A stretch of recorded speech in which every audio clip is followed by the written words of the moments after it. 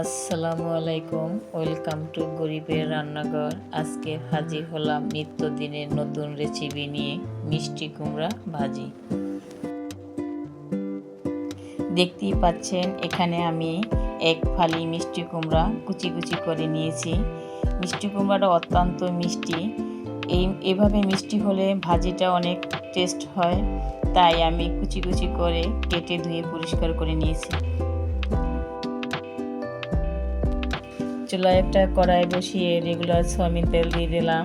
এখানে 1 কাপ পরিমাণ পেঁয়াজ কুচি, 4-5টা কাঁচামরিচ কুচি, কিছু ছোট চিংড়ি মাছ, একটা টমেটো কুচি দিয়ে ভালো করে ভেজে নিব।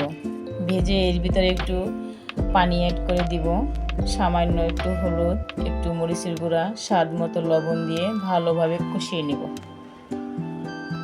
এখন আমি এর ভিতরে কুচি করা মিষ্টি কুমড়া দিয়ে কষিয়ে নিব।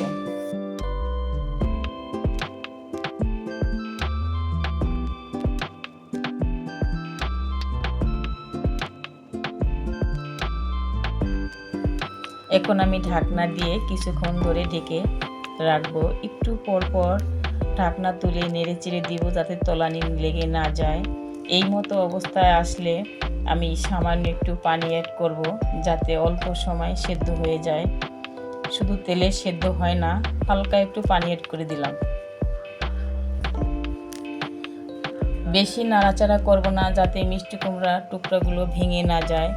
সেদ্ধ হবে কিন্তু মিষ্টি কুমড়ার কুচিগুলি আস্ত থাকবে।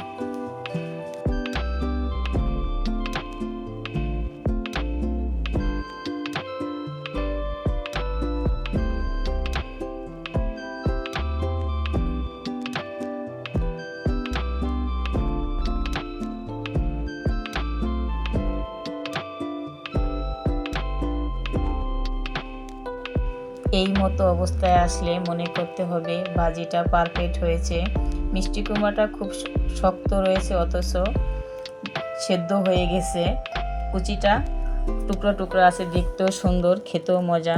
এই মতো অবস্থায় আসলে মনে করতে হবে ভাজিটা পারফেক্ট। এরকম ভাজি দিয়ে 1 প্লেট ভাত অনায়াসে খাওয়া সম্ভব। আমার রেসিপি ভালো লাগলে বাসায় একবার হলেও ট্রাই করে দেখবেন।